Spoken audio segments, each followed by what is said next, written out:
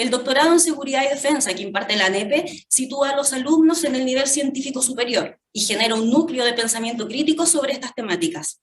El programa tiene una clara orientación y coherencia epistemológica para así generar capital humano avanzado para contribuir al debate nacional en temas asociados a la seguridad y la defensa.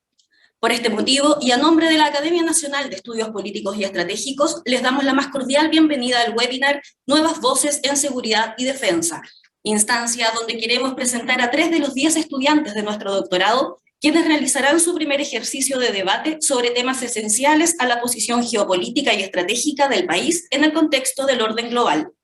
Les recuerdo que durante la exposición, los micrófonos y videos de quienes están conectados estarán apagados y tendrán la posibilidad de realizar preguntas únicamente en el icono Preguntas y Respuestas, las cuales serán contestadas una vez finalizadas las respectivas exposiciones. A continuación, dejo con ustedes al alumno del doctorado y moderador de esta actividad, señor Felipe Cartes Salgado. Muchas gracias por la presentación. Buenos días a todos los presentes. Les mando un cordial saludo a la distancia desde la ciudad de Concepción. El día de hoy tenemos el agrado de presentar a ustedes una nueva actividad realizada por la Academia Nacional de Estudios Políticos y Estratégicos, esta vez organizada por nosotros, los alumnos del programa de doctorado en Seguridad y Defensa, la cual se denomina Nuevas Voces en Seguridad y Defensa. Hoy las exposiciones estarán a cargo de 2 destacados alumnos del programa de doctorado, la señorita María José Piñeiro Tejo y el señor Alberto Mayada Lagos. El doctorado en Seguridad y Defensa es una instancia única en Chile, y de ella nacen las nuevas voces en seguridad y defensa que en la actualidad, tanto nacional como en el devenir del contexto internacional, son necesarias para otorgar una nueva perspectiva desde nuestras diversas concepciones profesionales al estudio de la seguridad y la defensa, comprendiendo así el sistema internacional en su totalidad. Esta actividad la realizamos para posicionar a las nuevas voces emergentes en seguridad y defensa que se están formando en este programa de doctorado, teniendo el deber y labor de ser protagonistas de futuras investigaciones y análisis sobre dicha disciplina. Ahora bien, y volviendo a la estructura de nuestra actividad, de acuerdo con lo estipulado, ambos alumnos realizarán sus exposiciones considerando un tiempo entre 10 a 15 minutos. Luego, al finalizar ambas exposiciones, procederemos a leer las preguntas que hayan sido realizadas por los asistentes en el apartado determinado para ello, tal como se dijo al principio. A continuación, presentaremos a nuestra primera expositora, María José Piñeiro, profesora de la Academia de Guerra Naval, magíster en Historia, Convención Política y Relaciones Internacionales de la Universidad Católica de Valparaíso, licenciada en Historia, Convención en Ciencia Política, licenciada en Educación y profesora de Historia, Geografía y Ciencias Sociales de la misma Casa de Estudios. Mi compañera a cargo de la primera presentación nos explicará mediante el uso de conceptos el denominado Indo-Pacífico, todo esto observado desde un punto de vista sobre su influencia tanto global como regional. Adelante, María José. Mucho éxito. Gracias, Felipe, por la presentación. En primer lugar, saludar a toda nuestra audiencia, agradecer a la Academia Nacional de Estudios Políticos y Estratégicos por esta iniciativa, a la dirección del programa de doctorado y a nuestros profesores por el apoyo que nos han brindado durante todo este proceso académico este año. Además, quiero agradecer a la Academia de Guerra Naval por permitirme estar presencialmente hoy día acá. Y para comenzar, de alguna manera, podríamos decir, intercambio de ideas, Alberto, ¿cierto? Así es. Un intercambio de ideas con Alberto. Me gustaría de alguna otra manera presentarles un concepto que creemos o de alguna otra manera lo hemos estado trabajando como un hecho o muy livianamente, y muchas veces leemos varios libros, vemos diferentes posturas y de alguna forma uno de los elementos de plantear a lo mejor algo nuevo es descomponerlo y poder plantearlo. En pantalla, espero que se esté viendo, vamos a compartir una pequeña presentación con algunos resultados o hallazgos de lo que he realizado durante este proceso de doctorado y tener en cuenta dentro de estas características que la novedad del estudio finalmente pasa por plantear una mirada distinta, al igual que Alberto, desde a lo mejor un paradigma diferente del cual no siempre se analizan los elementos. En mi caso viene presentado desde el constructivismo, trabajando el concepto de las teorías geopolítica crítica hacia una narrativa de la geopolítica más crítica, buscando descomponer las diferentes visiones por cada uno de los países y ver las evidencias. Para este caso, lo primero que les voy a ir presentando tiene directa relación con cuáles son los países que componen, o tomándolo como actores, este Indo-Pacífico y además algunas organizaciones. Teniendo en cuenta, yo creo que ahora está en pantalla, sí, ahí tenemos la presentación, el uso del concepto del Indo-Pacífico, ahí tenemos nuestro temario de hoy en día, y para iniciar, si ustedes observan en pantalla, tenemos que la palabra Indo-Pacífico tiene más de 3 millones de resultados en 0,44 segundos.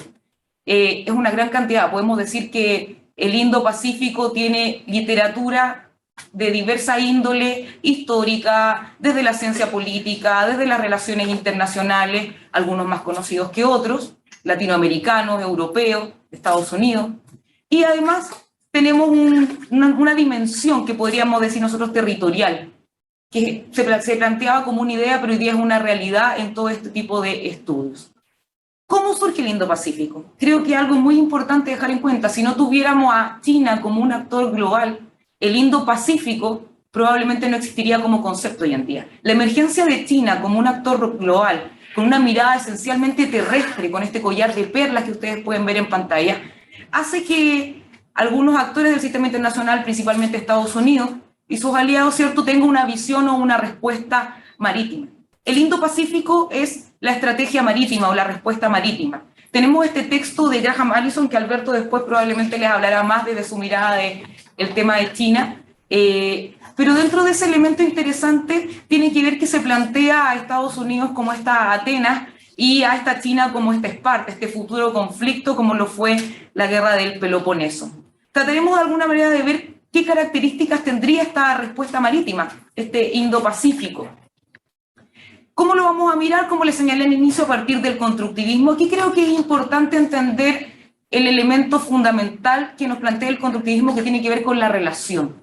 La relación entre los actores es lo que genera o da de alguna otra manera y sus intereses el comportamiento dentro del escenario internacional o la visión que tienen de un mundo. Tenemos ahí unas fotos cuando hablamos nosotros de estas imágenes de cómo se mira el mismo objeto de diferentes miradas o lo comprendemos de diferentes formas.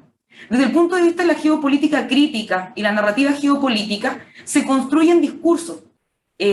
Construyen discursos hegemónicos y contrahegemónicos. Ustedes pueden ver la imagen del descubrimiento de América.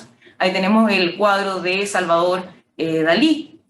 La mirada europea, ¿cierto? La liberación, la llegada de la fe a América. Y de Diego Rivera, la conquista de América. Cómo se construyen los discursos y cómo eso repercute en las relaciones internacionales y, por supuesto, en la seguridad y en la defensa a partir de los comportamientos.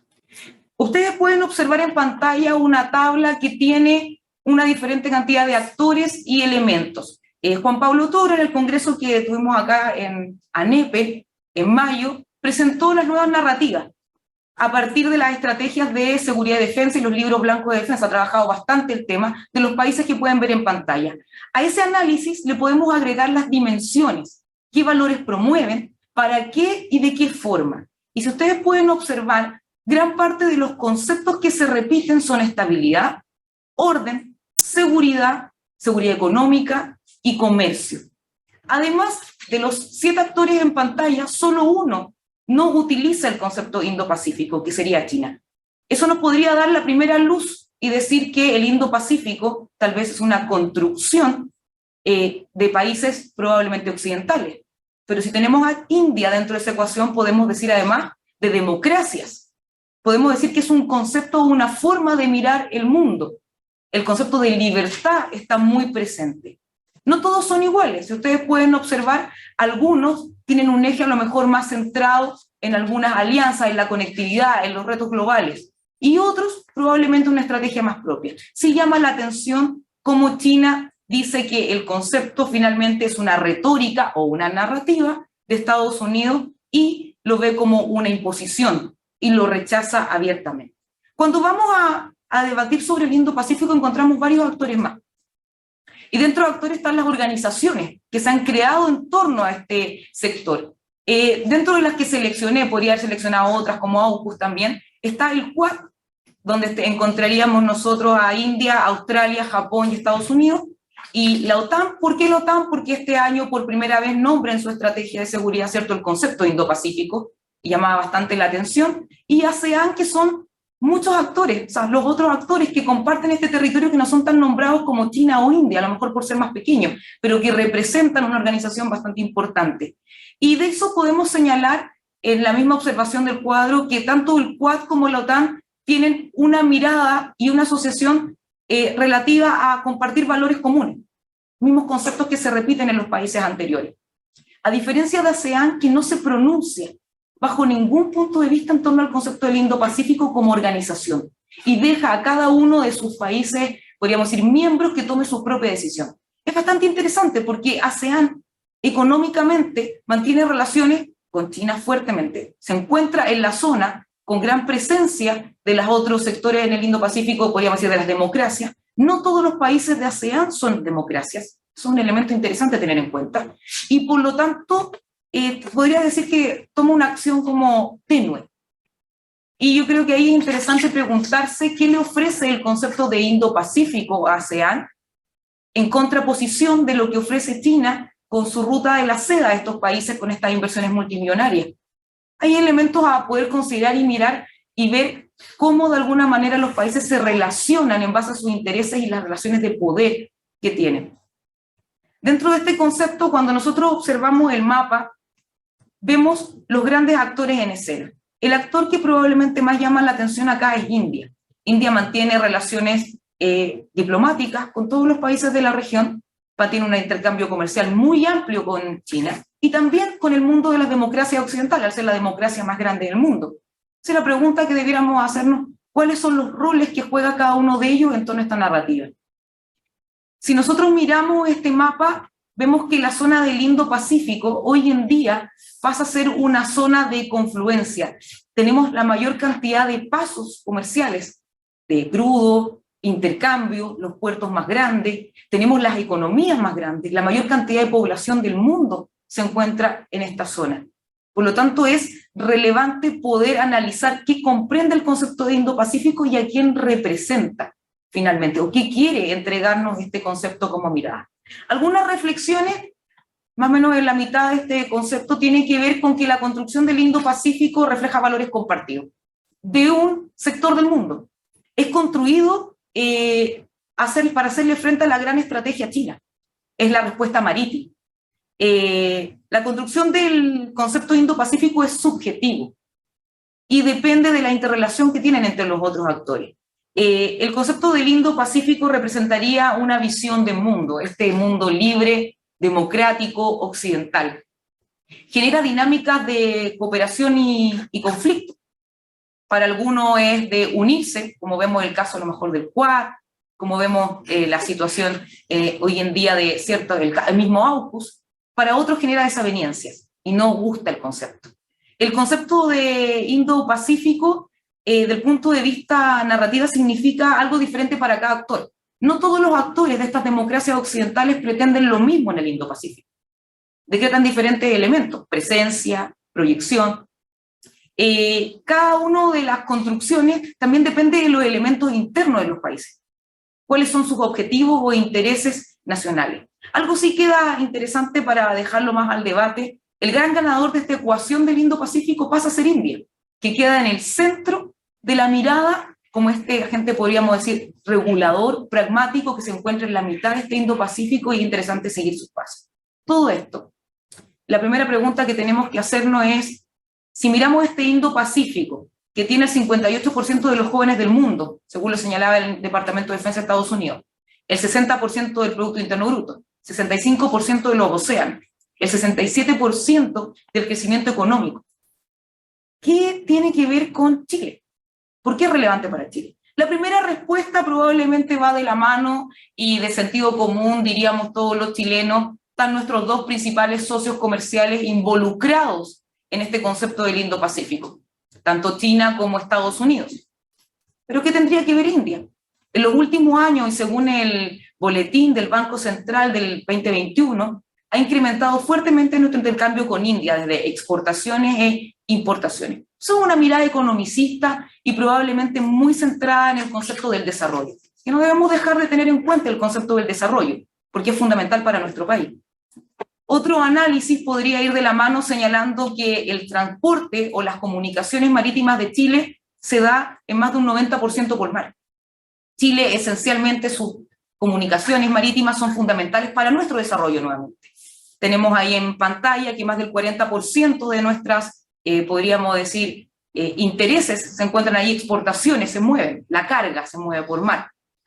Y ahí yo creo que viene un punto de inflexión que es bastante interesante. Nuestra política de defensa declara un apartado completamente al Indo-Pacífico, señalando lo que pueden ver ustedes en el mapa en pantalla como nuestra área de interés. ¿Por qué tiene que ser nuestra área de interés? En primer lugar, partimos hablando de las narrativas y del constructivismo. Nosotros estamos acostumbrados a pensar a Chile como una angosta y larga faja de tierra. Así nos enseñan en el colegio.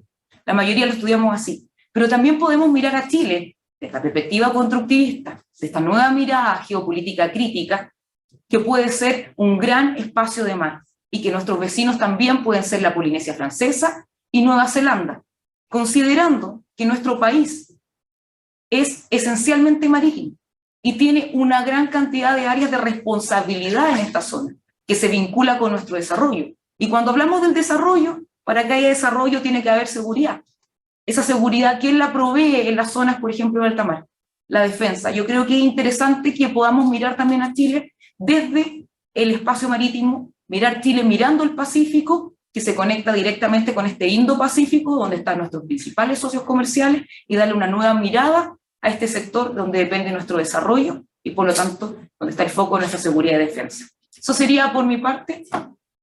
Ahí, Felipe. Muchas gracias, María José, por tu muy completa e interesante exposición.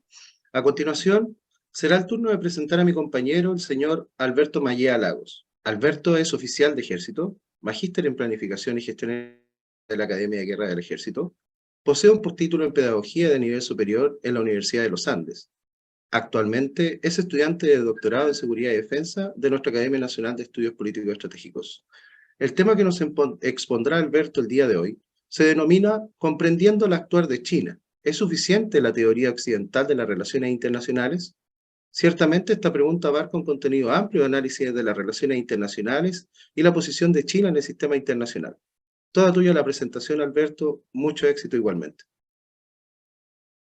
Gracias, Felipe. Bueno, en primer orden de ideas, felicitar a María José por su gran exposición. Me sirve bastante como preludio a lo que vamos a tratar ahora. En segundo orden de ideas, agradecer, me sumo a las palabras de Felipe y María José, agradecer a la Academia por darnos esta oportunidad de exponer algunos aspectos de las investigaciones que estamos llevando a cabo y desarrollando. Y también agradecer a quienes nos están mirando desde sus casas y acompañando desde sus hogares. Vamos a tocar el tema hoy día, tal como lo mencionaba Felipe, comprendiendo el actuar de Chile. Y quiero que me acompañen en esta idea de cuestionarnos respecto de si para lograr aquello es suficiente la teoría occidental de las relaciones internacionales.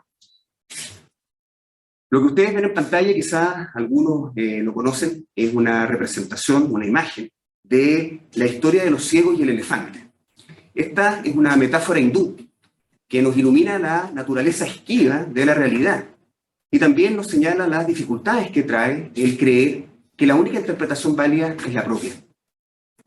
Tradicionalmente han sido académicos occidentales quienes han desarrollado la teoría de las relaciones internacionales, de la disciplina de las relaciones internacionales. Y el ascenso de China, con la progresiva decadencia de Estados Unidos, ha estimulado diversos estudios y debates en torno a la situación. Y para su análisis ha primado la mirada occidental.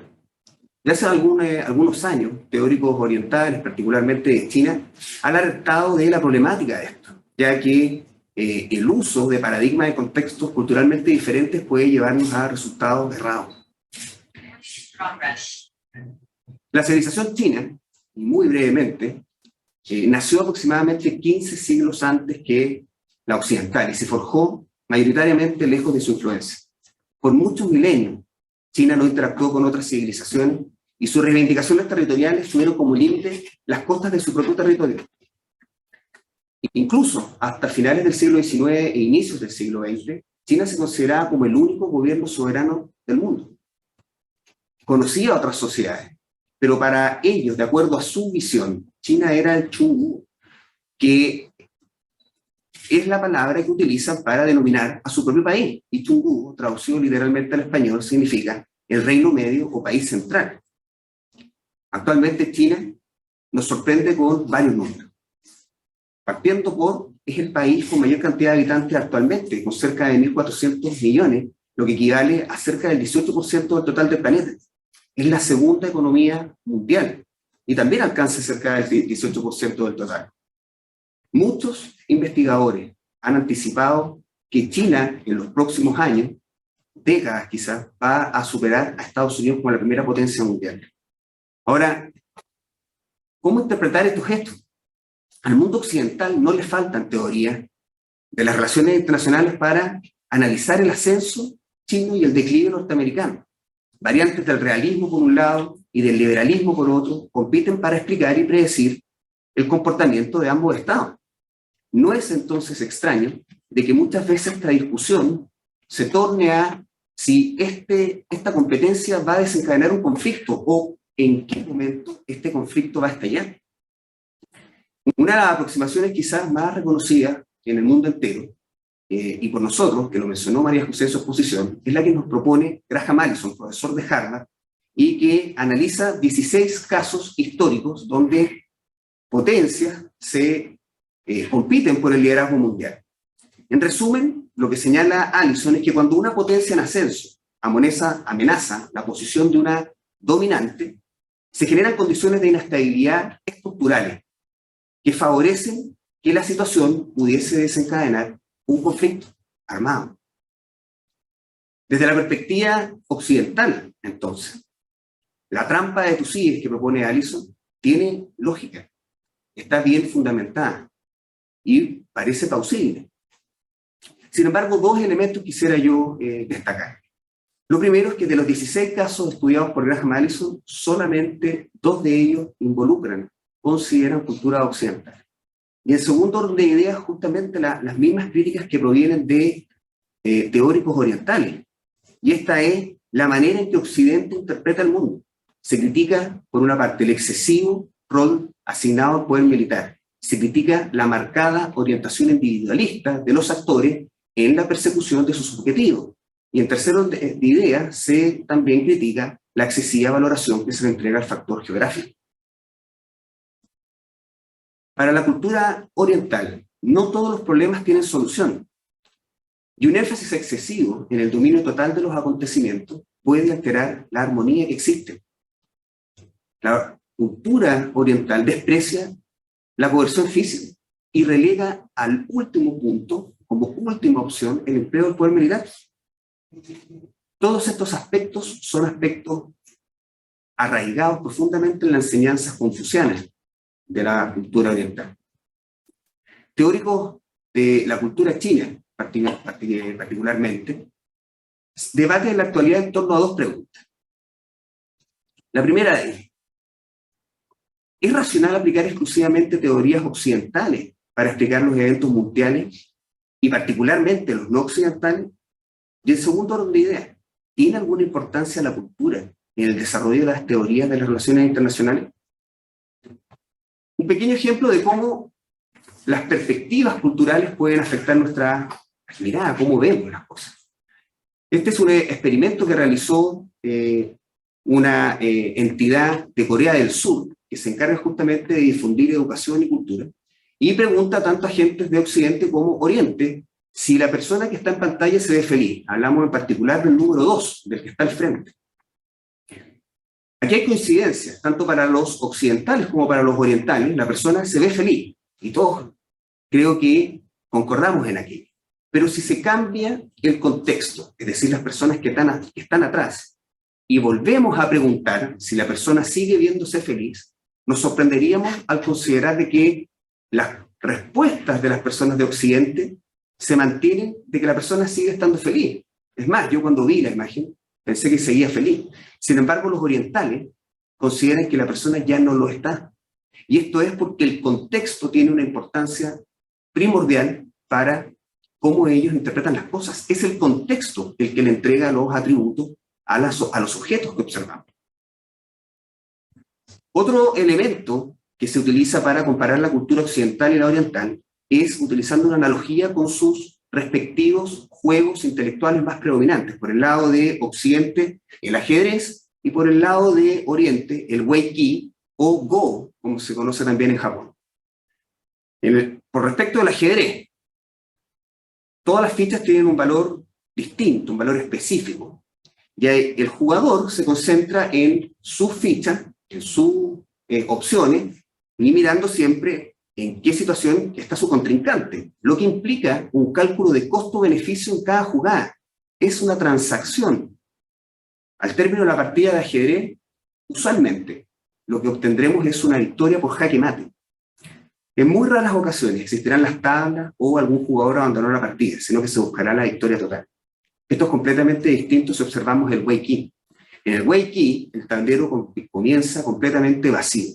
Cada jugador tiene 180 piezas que va ubicando en el tablero de manera alternada con su contrincante.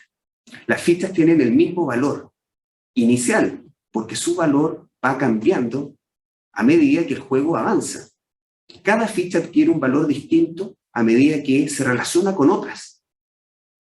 Esto es interesante, porque tiene que ver nuevamente con el contexto.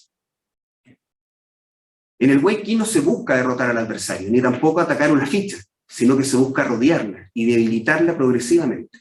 Y al término de la partida habrá un ganador, pero este ganador solamente será un ganador que no obtendrá una victoria total, sino que tendrá una victoria mínima, lo que favorece la armonía. Todos estos elementos de la cultura, sumados a un profundo análisis de las teorías occidentales, llevan a algunos autores, como por ejemplo Yang Kim, profesor chino, a señalar que las teorías occidentales comparten un componente metafísico similar en su núcleo teórico, y esta es una racionalidad individualista. Y al respecto, propone como contrapartida para las culturas confucianas el concepto de relación, o de Guanxi en chino. El concepto de Guanxi en chino, profundamente arraigado en la cultura oriental, se comprende como una compleja y omnipresente red de relaciones caracterizada por la limitada y recíproca práctica del intercambio de favores entre sus miembros. La práctica de Guanxi está arraigada a las 5 virtudes confucianas de benevolencia, rectitud, cortesía, confiabilidad y sabiduría. Algunas características del Guanxi son que es interdependiente, es mutuo y es recíproco. Los orientales otorgan una importancia mucho mayor a las relaciones, porque consideran que las relaciones son un fin en sí mismas, más que un medio para alcanzar un objetivo determinado. La sociedad china es profundamente colectiva e interdependiente, lo que hace que el individualismo sea rechazado y considerado como egoísmo.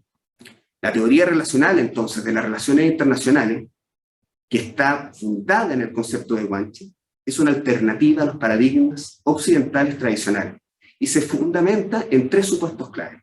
Las relaciones internacionales son un universo de interrelaciones. Los actores internacionales solo pueden ser actores en relación con otros. Y el concepto de proceso se define en términos de relaciones en desarrollo o movimiento. 5 minutos, Alberto. Relaciones internacionales también reconoce el concepto de poder, pero este concepto de poder es distinto, porque es un concepto de poder de características orientales y proviene de las relaciones. Es diferente al occidental porque no pertenece a alguien en particular, sino que es un proceso de manipulación y gestión constante de los círculos. Es relativo también, porque puede aumentar y disminuir.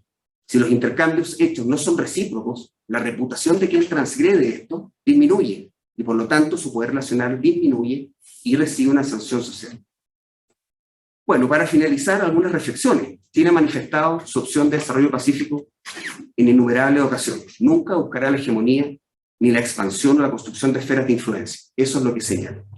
Sin embargo, manifiesta que la situación de tensión con Estados Unidos es un efecto de la política de seguridad y defensa de Norteamérica, que fortaleciendo sus alianzas y con su creciente intervención y despliegue militar en el Asia-Pacífico, ha minado la estabilidad. El ascenso pacífico de China es un concepto que se atribuye a Chen Qijian, un político y asesor estratégico de China. Desde la perspectiva occidental, quizás resulta un poco fantasioso que una potencia pueda ascender pacíficamente al liderazgo mundial. Sin embargo, la historia de los últimos 40 años de China nos demuestra quizás algo distinto. ¿De dónde viene esta suposición de que el ascenso chino pacífico es una utopía? Probablemente de los paradigmas que utilizamos y de la historia de Occidente. Todas las hegemonías o todos los imperios de Occidente tienen una historia de mucha sangre y guerra a su haber. Desde el imperio ateniense, el imperio romano, el imperio británico y la hegemonía norteamericana se gestaron a través de grandes guerras. El caso de China es contrario. No solamente ha sido más rápido, más grande, sino que también más pacífico. China ha demostrado que no ha desarrollado colonialismo, no ha perseguido la hegemonía ni el imperialismo, no ha buscado la formación de bloques ideológicos, tampoco ha participado en alianzas militares como por ejemplo el AUKUS recientemente, o la OTAN de larga data. Y lo más importante, no ha llevado a cabo ninguna guerra para obtener su posición en los últimos 40 años. Al finalizar esta exposición, quiero volver a invitarlos a reflexionar. ¿Es suficiente la teoría de las relaciones internacionales occidental para comprender a China? Muchas gracias. Muchas gracias, Alberto y María José, por sus muy relevantes e importantes exposiciones para nuestra disciplina. A continuación, presentaremos a ustedes las preguntas que hemos recopilado de los asistentes, que vale decir han sido muchas, durante el desarrollo de las exposiciones. Partiremos por el orden de las exposiciones, por lo tanto, haremos la primera pregunta a María José. María José, viendo la importancia y el rol que presenta el Indo-Pacífico para la región, ¿qué crees tú que debería hacer Chile frente al Indo-Pacífico? Y junto a ello, ¿qué tipo de estrategia debería usar nuestro país para abordarlo? Gracias, Felipe. Bueno, en primer lugar, yo creo que no puedo dar una respuesta, podríamos decir, no tengo una varita mágica, pero sí creo que hay elementos importantes que se pueden potenciar. En primer lugar, está directamente relacionado con tener una mirada clara hacia el Pacífico. Eso implica orientar gran parte de nuestros estudios hacia el Indo-Pacífico, tener también además una presencia, como un poco lo hablaba y también lo planteé yo, esta construcción, conocer lo que está allá en el Indo-Pacífico, en el Asia-Pacífico, como lo señalaban antes, ya Indo-Pacífico, en nuestros vecinos, pero también plantearlo desde un concepto de participación. Chile participa en una serie de instancias como el Western Pacific Symposium, los diálogos de Shangri-La, la reunión de los jefes de la defensa en diferentes áreas. Eso es importante, mantener la presencia en el sector, conocer cuáles son las líneas, a lo mejor poder asociarse de alguna otra manera, no de un punto de vista de solo comercial, sino ver elementos de seguridad que nos sirvan a todos, como el tema del transporte marítimo, ir buscando más instancias. Ahora, si alguien me dijera que hay una estrategia, yo creo que es toda la pregunta, si es Estados Unidos o es China, eso no nos corresponde decir a nosotros, sí nos corresponde tener instrumentos o herramientas desde el punto de vista académico para la toma de decisiones, análisis. Y yo creo que una mirada desde el punto de vista más constructivista, que tenga que ver con la intersubjetividad, de conocer al otro, de cuáles son los intereses, creo que es importante fomentar estudios académicos también en el área. Y bueno, no puedo dejar de pasar el hecho de que la presencia naval y marítima es fundamental en la zona del Pacífico para el resguardo de nuestros intereses nacionales. Para mí esa sería una parte de la estrategia. Perfecto, María José. La segunda pregunta dice así: mirando la narrativa del concepto de cooperación y competencia entre estas grandes potencias, ¿cuál es el rol para las potencias menores ubicadas en el centro y la periferia de esta región? Yo creo que hay diferentes perspectivas y formas de mirarla. Si lo miráramos desde una perspectiva a lo mejor más tradicional y más realista, alguien diría, me voy de acuerdo al interés, es decir, qué me da uno y qué me da el otro. Yo creo que hoy día en el mundo globalizado eso es bastante más complejo. Tenemos países, o la mayor cantidad de los países del mundo, sobre todo incluso los más periféricos del mismo sector, los mismos países de ASEAN, tienen relaciones comerciales importantes con China, fundamentales, tienen patrones culturales más cercanos. Pero eso no implica que no crean muchos de ellos en la democracia o en el libre comercio.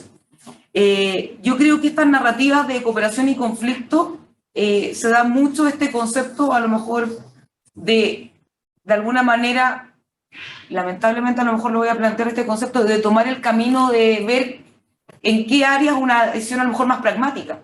Cuando miramos nosotros el concepto, por ejemplo, de India, un pragmatismo bastante atenuado, yo creo que lo que le queda a estos pequeños países es, de alguna manera, de acuerdo a sus propios, podríamos decir, intereses, tratar de mantener y ver de alguna u otra manera cómo pueden ir consiguiendo, manteniendo un statu quo tranquilo en sus diferentes regiones. O sea, nadie sabe un conflicto. Hemos visto, por ejemplo, el caso de Filipinas, en el tema del mar del sur de la China con el fallo. Hay varias instancias que son interesantes, pero yo creo que los países medianos y pequeños tienen que tener estudio y análisis y ver cómo se mueven. Yo creo que ahí lo interesante viene el repensar, cómo enfrentar estas situaciones ante este mundo que a lo mejor nos está dando dos visiones distintas de verlo. Perfecto, María José, muchas gracias. Luego te daré otra pregunta, pero pasaré ahora a preguntarle dos preguntas a Alberto Maya. Alberto, la primera pregunta dice, ¿cómo debería ser la posición de nuestro país, considerando la realidad contradictoria que se evidencia al estar en zona de influencia de Estados Unidos y siendo China su principal socio comercial? Bueno, una pregunta que María José también de alguna manera abordó. Actualmente yo creo que Chile tiene una postura adecuada. Ambos países son socios estratégicos de nuestro país. Yo creo que el pragmatismo aquí es algo que se debe mantener. Importante también es ser capaces de mirar con los distintos paradigmas las relaciones con cada uno de ellos. Y también entender de alguna manera lo que expuse yo, que este paradigma, esta forma distinta de ver las cosas desde la perspectiva oriental, porque eso nos va a permitir también comprender mejor cómo poder aproximarnos a ellos. Ahora, nosotros nada nos obliga a tener que tomar una u otra posición. Nosotros tenemos que mantener las relaciones, somos un país que necesita de las relaciones con el mundo entero y por lo tanto mantenerlas en el nivel en el que están y profundizarlas quizá es el camino más adecuado. Perfecto. Y la segunda, antes de pasar nuevamente a María José, ¿por qué Occidente teme a una civilización que se protege, según tu punto de vista? ¿Por qué Occidente teme a una civilización que se protege? Yo creo que es un poco la reflexión que hacíamos al final de la presentación. Occidente, indiscutidamente, va a observar los eventos, los acontecimientos de acuerdo a su propia historia y de acuerdo a los propios paradigmas que ha levantado. Y por lo tanto, la trampa de Tucídides refleja claramente cuáles son los riesgos que existen cuando una potencia emergente desafía a una potencia que domine. Ahí hay un estrés estructural. Graham Allison lo refleja muy bien en su libro. Está Estados Unidos y China destinados a la guerra. Y es que los problemas en la estructura que se ocasionan ahí y la fricción son de real profundidad. Ahora, ¿cuál es la otra mirada? ¿Cuál es la otra mirada? Yo creo que, respondiendo a la pregunta, esa es la razón por la cual se teme. No está Occidente acostumbrado a que una potencia emerja intentando ser colaborativa o coexistir. En el caso, nunca ha existido tampoco una potencia global que provenga de Oriente. Y por lo tanto, esto es algo nuevo, esto es algo distinto, se desconoce y por lo tanto se teme. No es fácil tampoco confiar, hay que estimular las confianzas.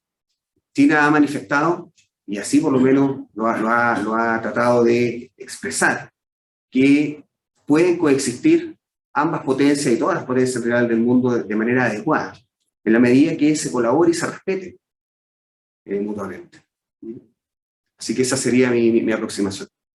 Muchas gracias, Alberto. María José, específicamente cuando hablas en tus reflexiones, ¿qué te refieres con el concepto Indo-Pacífico como una construcción subjetiva? Cuando hablamos de que es una construcción subjetiva, tiene que ver que el Indo-Pacífico viene a representar una realidad geográfica que existió siempre, porque antes no le llamábamos Indo-Pacífico, porque se le coloca un nombre a un área, porque se construye un factor. Nosotros en la primera lámina de la presentación mirábamos Estados Unidos cuando definía el USPACOM y hoy día Indo-PACOM, ¿cierto? Crea esta unidad geográfica mayor dentro del alineamiento y se comienza a hablar desde el punto de vista académico de eso. ¿Por qué se crea?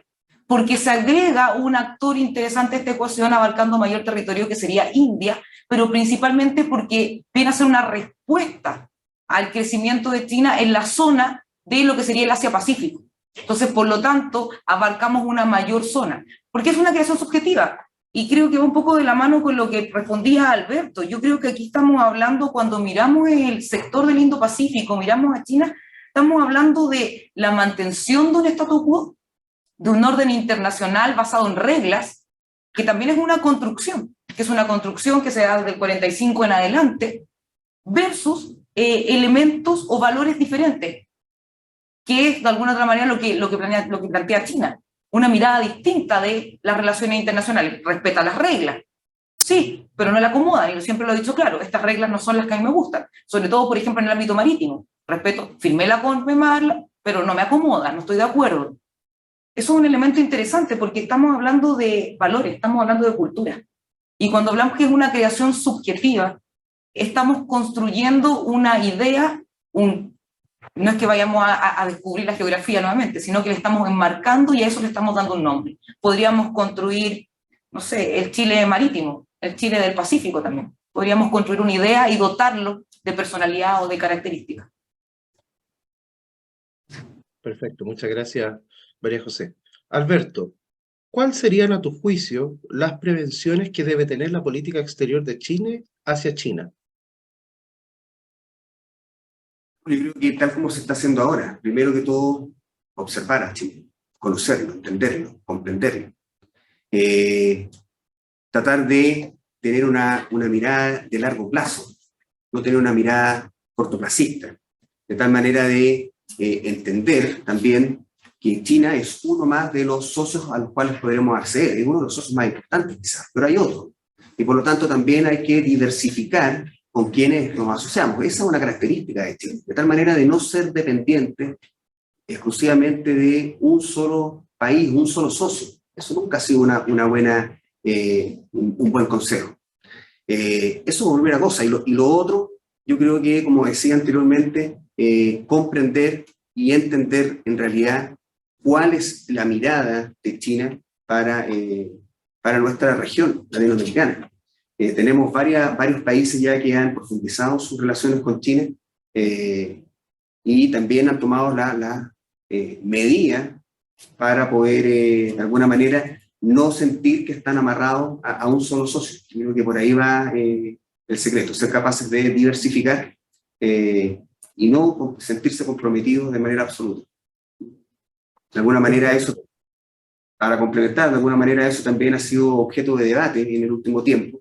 Se ha objetado de que Chile en algunas áreas estratégicas de alguna manera está siendo muy dependiente a China, y yo creo que eso hay que observarlo y hay que tomar las medidas para no sentirnos incómodos en esta relación China-Chile.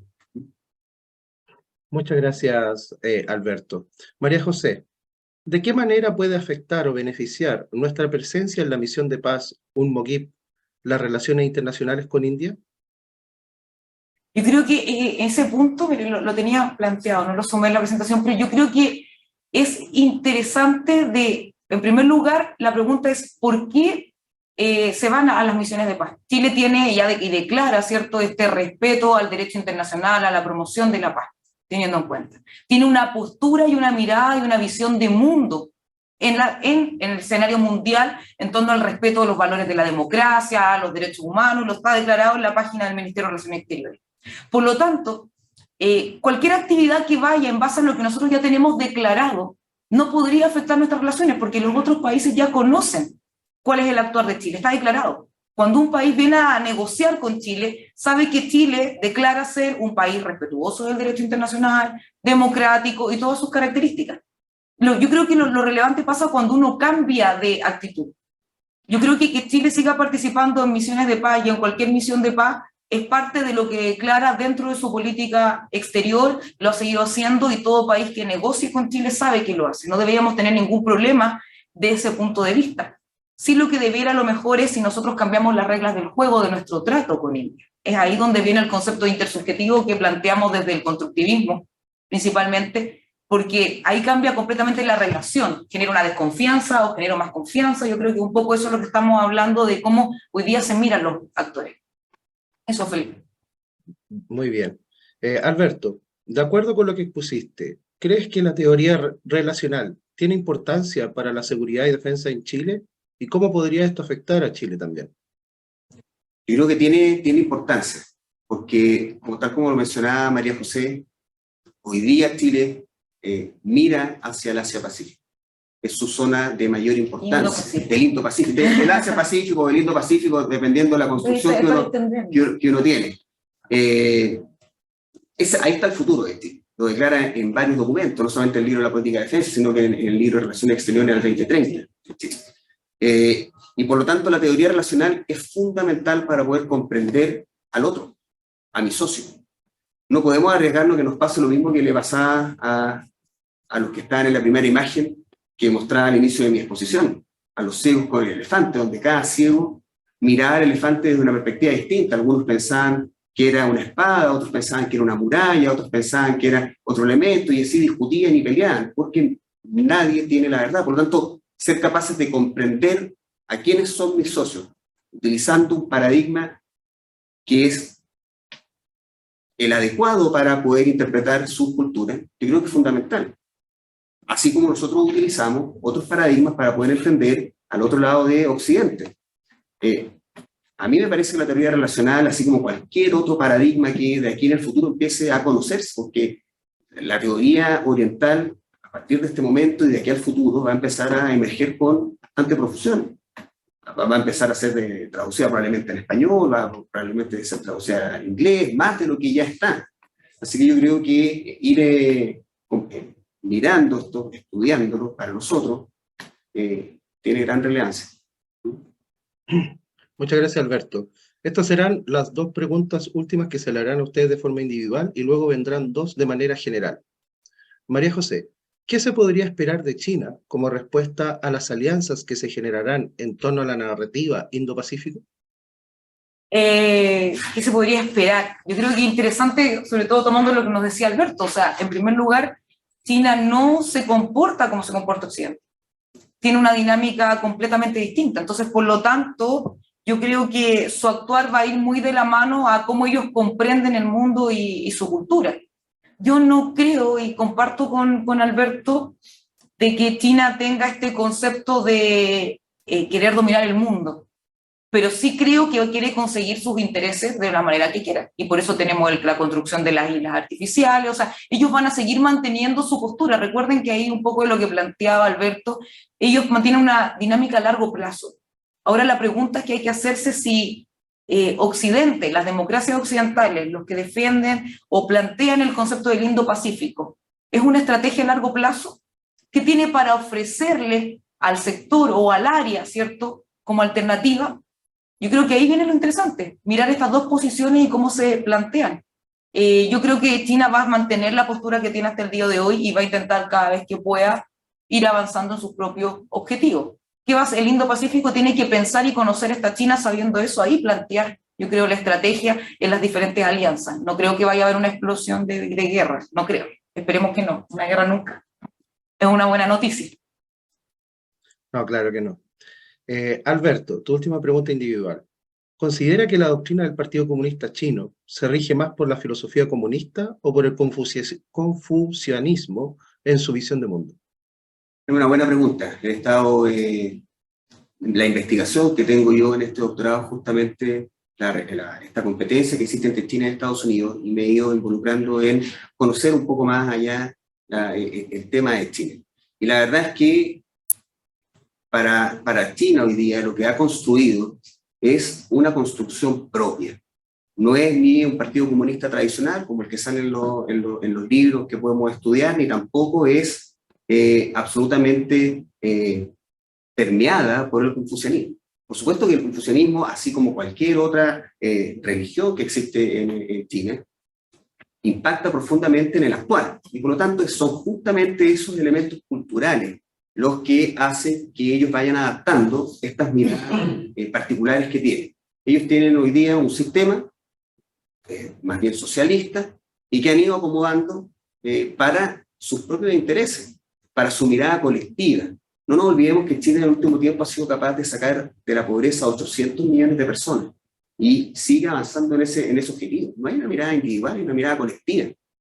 Yo creo que una manera de entender a China es justamente tomar su cultura y empezar a comprenderla. Yo no es que defienda una u otra postura, sino que lo único que pretendo plantear y exponer es que es necesario también tomar las perspectivas de ellos, no encasillarlo por lo que otros dicen, sino que nosotros ser capaces como académicos, gente que se desarrolla en este ámbito de los estudios, ser capaces también de ir un poco más allá y conocer realmente desde el estudio cómo se comporta Chile y por qué lo hace así.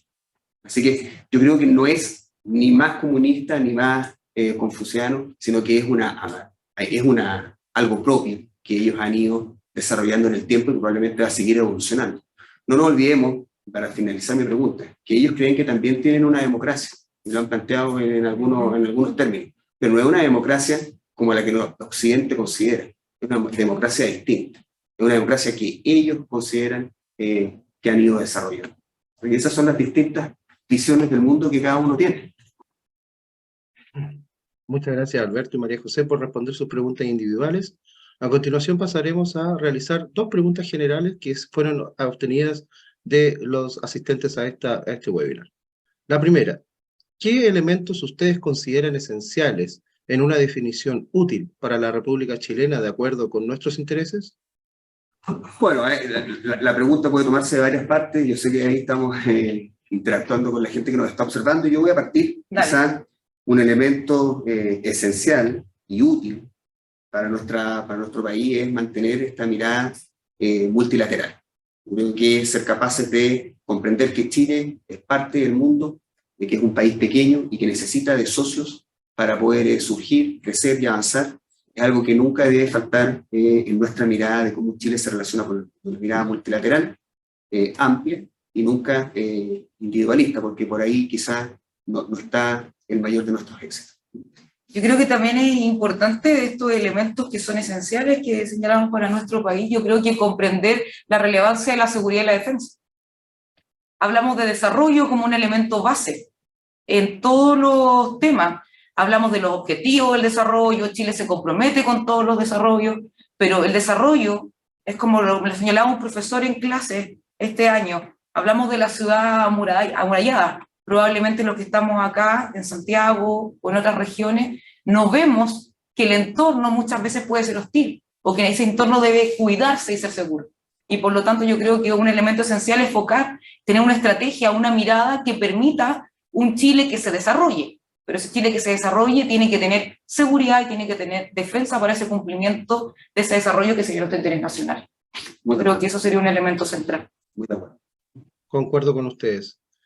Y la segunda, María José y Alberto, respecto con el sueño chino, en cuanto a recuperar el lugar que le corresponde, ¿cierto?, en términos territoriales, y la importancia para Estados Unidos y China del Indo-Pacífico. ¿Podría ser Taiwán una próxima Ucrania? O sea, yo creo que ahí es donde está el juego, voy a partir yo.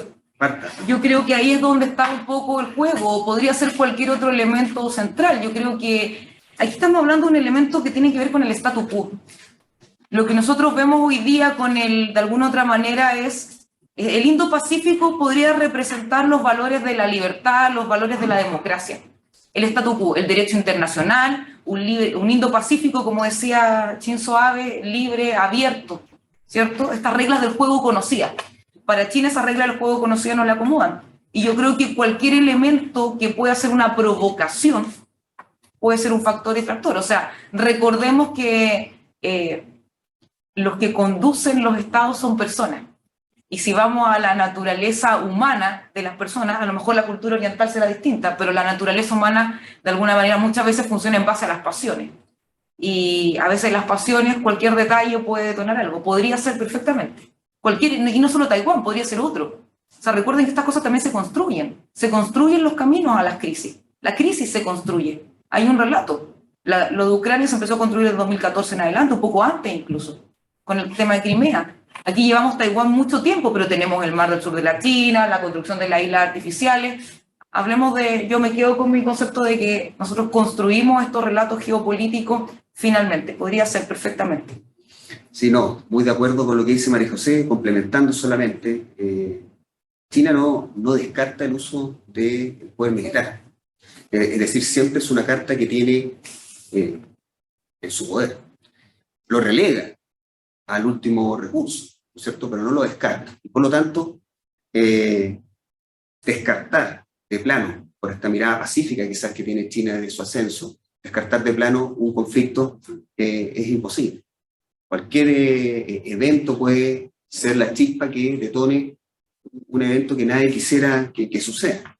Ahora, ¿qué podemos hacer o qué el mundo puede hacer? Bueno, China ha manifestado su concepto de una sola China, intentar respetarlo. Estados Unidos lo reconoce en términos de discurso, y hemos visto en algunas oportunidades que esto ha estado en la delgada línea de ser las razones por las cuales se encienda un elemento que pueda derivar en algo más peligroso. No nos olvidemos hace poco tiempo atrás la visita de Nancy Pelosi a la isla y que detonó los ejercicios más grandes militares por parte de China. Por lo tanto, es imposible descartar.